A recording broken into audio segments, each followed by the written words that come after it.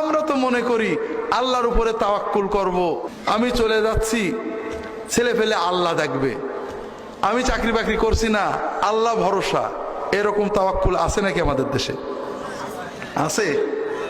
আর এই তাওয়াক্কুলের জন্য দায়ী হুজুরেরা আমরা।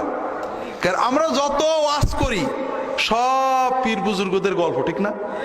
অমক হুজুর 40 বছর জঙ্গলে তাহাজ্জুদ পড়েছে, সারা রাত দাঁড়াই থেকেছে, ঈশান নামাজের অজুতে ফজরের নামাজ পড়েছে, সারাদিন রোজা রেখেছে, আর সন্ধ্যের সময় জান্নাতে রুটি পেয়েছে। আর মুসলমানরা কি খুশি, সুবহানাল্লাহ।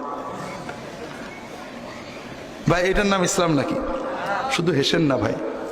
ইসলামের যে ক্ষতিটা হয়েছে, ইসলামের যে অবক্ষয় অধপতন, তার প্রথম টার্নিং পয়েন্ট ছিল যে কোরআন এবং সুন্নাহ বাদ দিয়ে মুহাম্মদ রাসূলুল্লাহ সাল্লাল্লাহু আলাইহি ওয়াসাল্লাম যেটা দিয়ে মুসলমান বানালেন, ইয়াতলু আলাইহিম আয়াতিনা ওয়া ইউআল্লিমুহুমুল কিতাব ওয়াল হিকমা, কোরআনের আয়াত পড়ে দাওয়াত দেওয়া।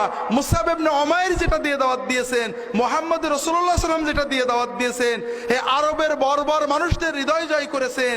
হিকমা সুন্নাত আলোচনা না করে, কোরআন শিক্ষা না দিয়ে আমরা গল্প দিয়ে মুসলমানদের নসিহত করতে চাই।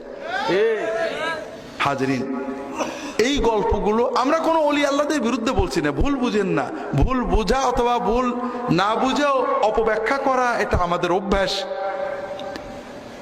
বুজুর্গদের নামে যে গল্পগুলো, এগুলো অধিকাংশ মিথ্যা, কোনো সনদ নেই। আর আল্লাহ কোরআনে মুহাম্মদ সাল্লাল্লাহু আলাইহি ওয়াসাল্লাম এবং সাহাবীদেরকে মডেল বানিয়েছেন, পরের বুজুর্গদের মডেল বানাননি। তারা আমাদের মহব্বতের পাত্র, অনুসরণের পাত্র না।